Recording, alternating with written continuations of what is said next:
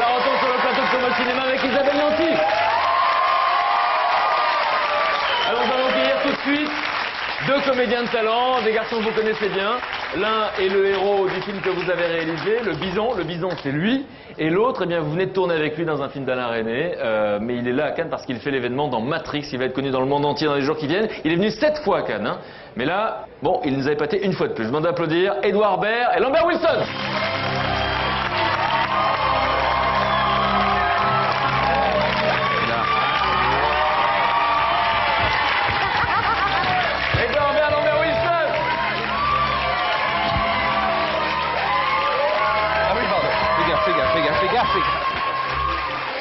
Chorégraphiste à cadeau pour Isabelle.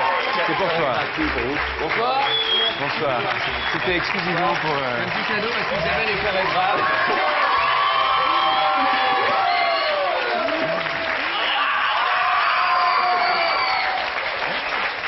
Alors, en face d'Edouard. on est trop mal reçus, on est trop mal accueillis, le public n'est pas chaleureux du tout. Je ne comprends pas du tout. Lambert et moi, nous avons tenu à rendre hommage à Isabelle.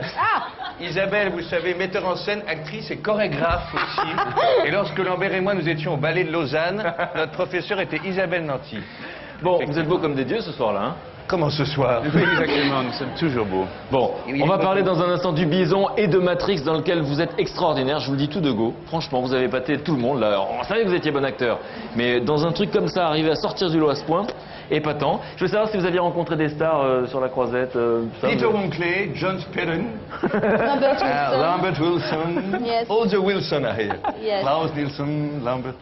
Non, D'ailleurs, tout le monde dit que Je sens Lambert je vais pas en Wilson... passer, je sens que je vais attendre. Mais je suis aussi, non, il n'y a pas de problème. Vous avez vu des stars ou pas en vrai? T'es un peu à côté de Lambert. Vous avez vu des stars ou pas? Mais non, t'as pas le Mais droit, non, mais t'as pas le sinon droit. tu vas te sentir seul et tout. Et toi, reste là. T'as pas le droit. Mais peut-être... Viens là, viens là, viens là. Viens. Bon, je voulais vous faire plaisir, d'accord? Je voudrais vous présenter la plus belle femme du monde. Là, il en a trouvé une autre. Edouard, revenez. Je vais vous présenter la plus belle femme du monde. Je voudrais vous présenter... Voilà. C'est son portable. Je voudrais vous présenter la plus belle femme du T'as monde. failli casser le verre. Qu'est-ce qu'on aurait chuté dans la piscine? Il y a un requin. Bon. Alors vous en étiez où? Travaillez Je un voudrais petit vous peu. présenter la plus belle femme Ah. du monde. Vous pensez que c'est une formule et pourtant non, elle a été élue Miss Monde en 94. Depuis, elle est devenue actrice. C'est une méga star en Inde, vraiment. Elle fait... Elle a été le Miss Monde en 94, elle est encore très bien. Elle est une très grande star. Elle a même reçu là-bas les Oscars indiens à 2 reprises. Elle a été sacrée meilleure actrice 2 fois dans sa vie. Et aujourd'hui, elle fait partie du jury. Donc elle a le droit de ne rien dire, mais on va quand même l'interroger. Je vous demande d'applaudir Aishwarya Rai.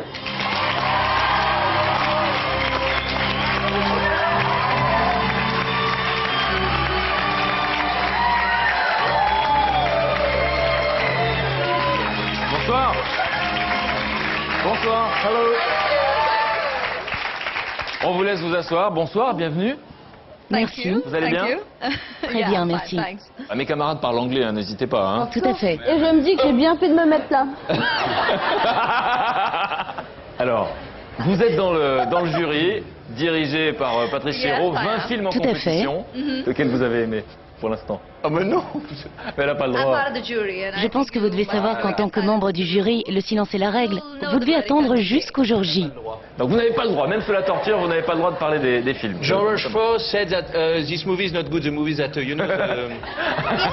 Il a dit ça? The movie when the guy said, hey! And Karen Via, which is in the jury, she told me there is one movie she loved. The movie when she said, What's Vraiment? this movie? Je ne sais pas, j'en ai pas parlé avec elle. Vous avez une carrière assez extraordinaire. C'est vrai que le public français vous a découvert l'année dernière, hein, dans Devdas. Vous avez été Miss Monde en 94. Beaucoup d'actrices souvent ont le sentiment que c'est un handicap, la beauté. Hein. Elles veulent qu'on sache qu'elles sont plus que ça, etc. Non, Que moi, pensez-vous? Ça, quand on me dit oui, vous êtes très belle, je dis je suis une fille comme les autres, vous savez, je crois que je suis une grande fille toute simple, j'aime surtout faire la cuisine, je suis là avec mon mari, mes enfants à faire le ménage, je crois que c'est surtout ça qui est important. On est comme les autres, non? I help you. Donc, Miss Monde, c'est un statut qui donne une responsabilité. C'est quelque chose qui vous a plu pendant un an, comme ça, d'être Miss Monde, ou c'était quelque chose d'un peu lourd, un peu énorme? Non, ça m'a vraiment plu. La nuit d'avant, j'étais une étudiante comme les autres, et le lendemain, ce titre m'est tombé dessus. Mais j'ai adoré ce rôle d'ambassadrice de l'Inde à travers le monde entier. Je m'y sentais bien. Alors, le cinéma est venu à vous, puisque vous avez eu beaucoup de propositions après ça. À Bollywood, on va expliquer ce que c'est. L'industrie du cinéma indienne est énorme. Ils produisent plus de films qu'à Hollywood. Et effectivement, est-ce que vous aviez rêvé de ça, vous? Pas du tout, parce que vous rêviez d'être architecte au départ. C'est vrai, je n'avais jamais pensé qu'un jour je ferais partie de tout ça. Personne dans ma famille ne travaillait dans ce milieu. Je pense, oui, que le destin s'est bien occupé de moi pendant toutes ces années. Deux prix, parce que encore une fois, vous avez prouvé que vous étiez plus que belle, puisque vous êtes excellente comédienne. 2 prix d'interprétation, à l'équivalent des Césars pour nous ou des Oscars pour les Américains. Donc là, vous avez tout eu. Après quoi, vous pouvez courir après ça? Qui décide qu'on est vraiment tout en haut? Qu'est-ce que vous voulez de plus? La vie continue et elle me réserve encore bien des surprises. Je n'avais jamais imaginé me retrouver un jour à cette place. Ma quête se poursuit et c'est ça qui me plaît. Alors je voudrais vous montrer quelque chose qui va vous faire plaisir. Il y a la fête du cinéma dans quelques jours en France, dont vous êtes la marraine, Isabelle Nanty. Effectivement. Et vous connaissez la bande-annonce de la fête du cinéma? Non. Vous allez la découvrir. C'est un hommage aux films de Bollywood, à ces films indiens. C'est réalisé par un garçon qui s'appelle Fernand Béringuet, qui a beaucoup de talent. Regardez, ça va vous faire plaisir. Me dis pas que t'as encore reçu un mail de Spielberg. Non mais c'est quoi cette musique qui rend fébrile là? Et puis l'autre là avec Spielberg là. 8e. Action. Ouais, qui c'est qui a marché dessus? 9e.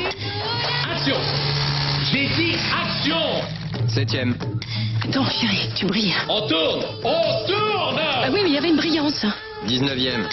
Bah, ouais, mais il n'y a rien sur le clap là. Je sais, mais j'ai plus de craie moi. Le micro. Oh, excusez-moi, je suis nouveau. Est-ce que quelqu'un a une craie, s'il vous plaît? Speak French? 24e. Les 22, 23, 24 juin, le cinéma vous fait la fête. Voilà, avec un hommage au film de Bollywood. Ils ont fait ça avec des petits moyens, mais il a beaucoup de talent. C'est un garçon qui s'appelle Fernand Béringuet. Est-ce que c'est vrai? On m'a dit que vous allez jouer dans le prochain James Bond. Ou est-ce que c'est une rumeur? Oui, on m'en a parlé. En réalité, je n'y avais jamais songé, sérieusement. Mais depuis que cette idée a été lancée, quand je vois les réactions qu'elle déclenche, c'est une possibilité. Mais je n'ai jamais vraiment eu cette ambition auparavant. Bon, vous seriez réalisateur de James Bond, vous la recruteriez ou pas, Lambert? Je ne serai jamais réalisateur de James Bond, mais je la recruterai volontiers. Édouard, a priori. Je crois qu'il faut travailler d'abord, il faut faire des essais, il faut essayer les rôles, vous savez, rien n'est acquis, je crois, du travail. En plus, le rôle titre est distribué déjà, de James Bond, alors si c'est pour jouer les utilités ou des seconds rôles, qui ça...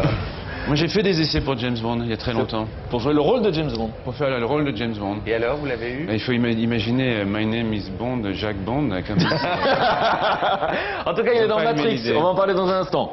Je voudrais juste qu'on remercie Aishwarya Rai, qui est venue, qui fait partie du jury. Je vous rappelle qu'il représente une grande marque de cosmétiques à travers le monde. Merci beaucoup, merci. Thank you very much. Bye.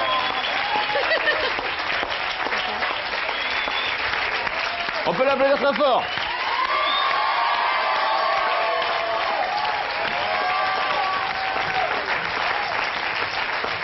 Je crois que ça s'est bien passé, du point de vue des rapports franco-indiens aussi, du point de vue de tout ce qui est international. Je crois qu'il va y avoir des échanges, des Indiennes dans des films français, des Français dans des films indiens, donc bravo. En tout cas, il y a un Français dans un film américain, c'est Lambert Wilson, qui, vous l'avez pas encore vu dans Matrix? Non, mais il y a des échos énormes. Qu'est-ce que vous sur Lambert entendez? Wilson. On entend Lambert Wilson énorme dans Matrix. Bon, on va parler de tout ça. On va vous voir monter les marches avec l'équipe de Matrix. Racontez-nous un petit peu, voilà, vous les aviez déjà monté les marches.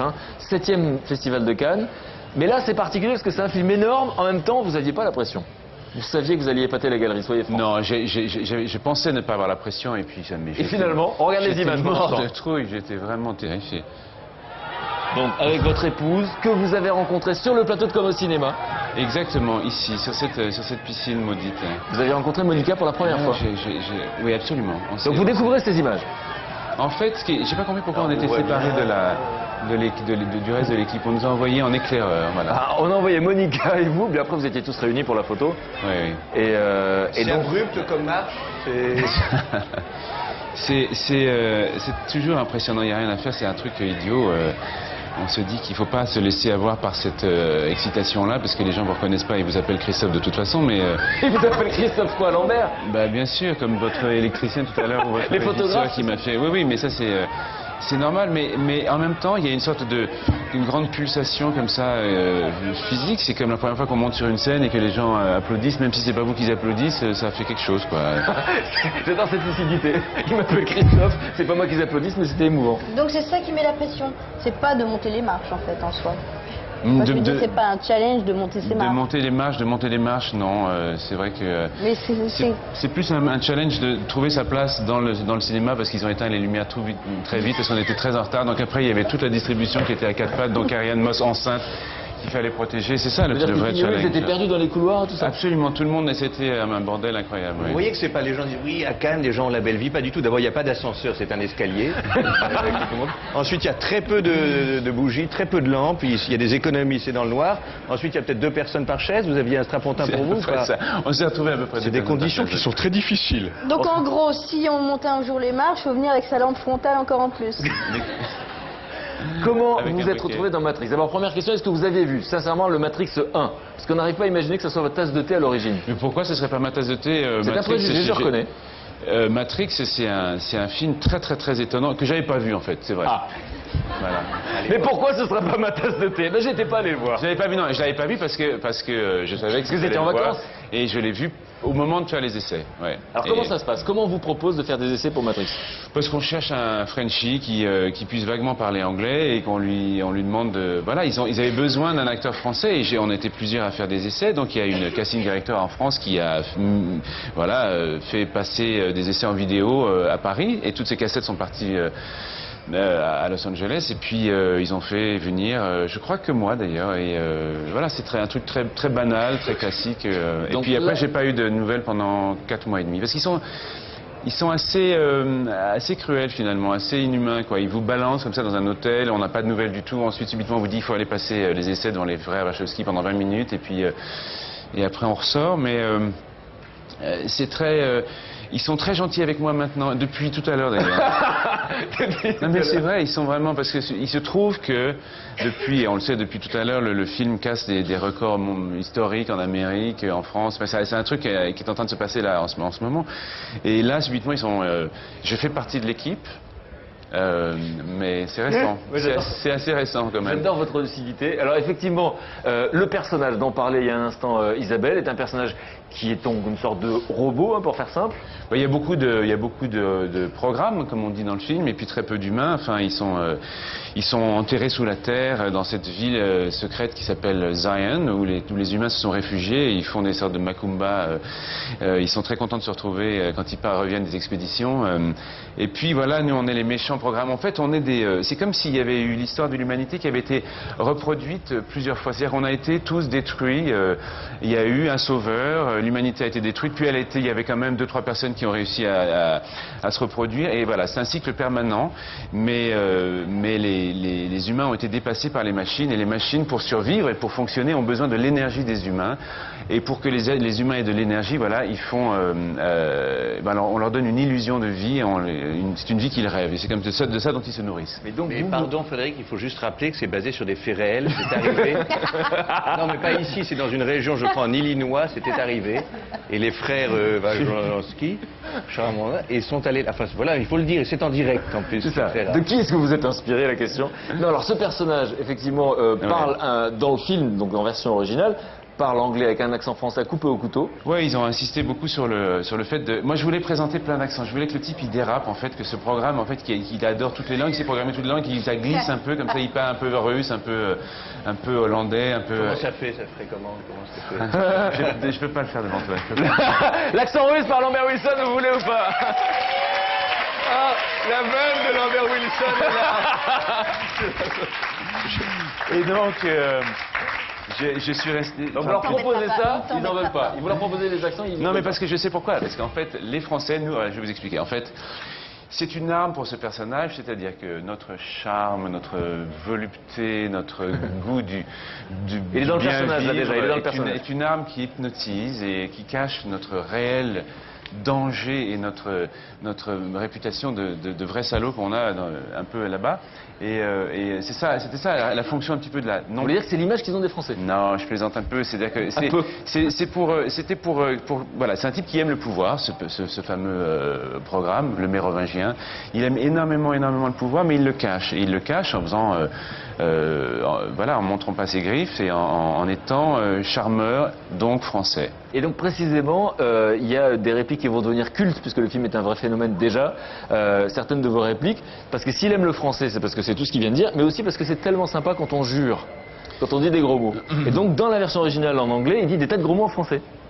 Ouais, c'était curieusement un moment de liberté, mon grand moment de liberté du film. Parce que c'est pas eux qui l'ont écrit. Non, ils m'ont dit, allez, improvisez sur cette chose-là, et j'ai un peu corsé les choses, effectivement. Il y a quoi comme mots? Il y a des mots en hulé, des mots... Mais hier, j'étais un petit peu déçu pendant la projection, parce que les gens ont commencé à rire, mais ils ont pas entendu la salve entière de mes jurons, et j'étais un peu déçu, parce que c'est quand même mon objet de fierté. C'est ce que que vous avez écrit ça. J'ai un copyright sur cette salve. Des mots en hulé, des mots... Non, oui, il y avait... Bon, on va vous voir parce qu'effectivement, ce personnage-là a des hommes de main, donc il se bat pas hein, comme les autres, comme ça en volant. Faites-le. Dans Matrix, il se bat. Ah dis donc, vous avez failli avoir le rôle, vous. Il faut vraiment se rappeler que ces combats dans Matrix, c'est hallucinant d'expertise et de lenteur et de douleur pour les gens qui le font. Bon, on va pas les plaindre, ils sont payés des fortunes, ils sont des stars mondiales, tout va très bien pour eux. Il n'empêche que c'est pas très rigolo parce qu'ils se cassent la gueule tout le temps. Alors on va regarder des images. On va vous voir d'ailleurs tout de suite à l'image, mais on va regarder des images de ces combats et de voir comment c'est fait parce que c'est quasiment artisanal. Il y a des filins. Donc là c'est vous. Et là, making of. Et hop, il tire.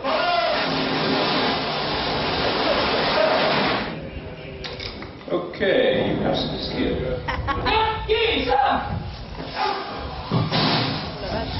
Donc racontez-nous un peu les procédés en fait. C'est quoi? C'est des filins, ils sont tirés? C'est ça, c'est le système qui a été mis au point à Hong Kong et en fait qui est très utilisé. Ils ont des filins de deux côtés. En fait, ils ont inventé une nouvelle machine qui est autour de l'acteur, un peu comme un effet gyroscope, c'est-à-dire qu'il peut aller dans n'importe quelle direction. Ce qu'il fait maintenant. Mais ça, c'est la machine la plus douloureuse parce qu'ils sont couverts de bleu. Ils sont obligés de tenir le haut du corps très droit pour justement donner cette impression qu'ils tournent. Non, mais ça c'est incroyable. Ça c'est un plan absolument très spectaculaire à l'image. C'est vraiment très bluffant. On peut applaudir les frères Wachowski. Qu'est-ce que vous avez vu, vous, en tant que comédien? Vous avez une belle expérience. Qu'est-ce que vous avez vu sur ce tournage que vous n'aviez jamais vu? Je pensais au combat, évidemment. Parce que c'est très particulier. D'abord, c'est très spectaculaire, très bluffant à l'image, et c'est très fastidieux en vrai, en fait, visiblement. Non, c'est quand même toujours très excitant simplement parce que c'est des grands perfectionnistes, parce que ces deux types sont vraiment deux génies absolus. Moi, quand j'ai vu le film hier soir, j'ai compris qu'ils étaient encore plus forts que je ne l'avais imaginé, alors que j'avais lu le scénario quand même. Et le plus impressionnant, c'est de voir ces types qui, pour se détendre, alors qu'ils font un truc que la planète entière attend, ils regardent des matchs de basket entre les prises, par exemple. C'est-à-dire que quand ils attendent que la lumière se fasse, ils sont là en train de se vider la tête avec ça. Et pour moi, c'était une image qui me c'est comme ils sont en short avec des casquettes, on a envie de leur donner 100 balles pour aller c'est très curieux. C'est la disproportion entre le vrai pouvoir qu'ils ont sur la planète, enfin le pouvoir. C'est un film sur le pouvoir d'ailleurs, mais l'impact qu'ils vont avoir et cette espèce d'adolescence attardée dont ils font preuve en même temps. Ils sont des êtres, c'est vraiment des mutants, c'est vraiment des mutants. Alors, eux, les deux metteurs en scène, c'est les choses... Vous avez beaucoup de satisfaction déjà dans votre métier, à travers les rôles, vous avez eu la reconnaissance. Il y a quelqu'un qui ne va pas bien. En quoi c'était excitant par rapport à ce que vous aviez déjà vécu? En quoi c'était différent? Je crois que c'était excitant simplement parce que j'avais l'impression de travailler avec des grands auteurs, quoi. Je veux dire, ils ont leur place ici à Cannes, c'est pour ça qu'on a dit, mais pourquoi Matrix à Cannes, etc. C'est des auteurs qui travaillent dans le système du studio, et donc moi je trouvais ça passionnant de travailler avec des grands metteurs en scène, quoi, c'est tout. Le côté hollywoodien, le côté grosse mécanique commerciale, etc., ça fait peur plutôt qu'autre chose, et puis on se dit, ils vont m'utiliser, ils vont me jeter, enfin, on est des accessoires un petit peu. En revanche, s'approcher d'esprit, moi ça a toujours été un peu mon chemin dans mon travail professionnel, c'était de m'approcher, de frôler quelques instants des gens qui sont des pointures intellectuelles et qui vous éclairent un peu le monde. Alors tous les acteurs de Matrix disent que pour eux, il y a eu dans leur vie, dans leur carrière, un avant et un après. Il y a ça aussi avec l'émission Comme au cinéma. C'est-à-dire que les gens qui sont passés par là ne sont plus jamais les mêmes. Cette jeune femme qui ne toussait pas du tout avant de venir, par exemple. On est touché par une sorte de grâce. Il y a un avant et un après. Ou de grippe. Comment vous le prenez quand on vous propose de jouer un méchant? Parfois c'est un peu difficile parce qu'on sent qu'il y a un mélange dans la perception du public entre qui vous êtes et ce que vous jouez et qu'on aime bien être aimé parce qu'on n'a pas été aimé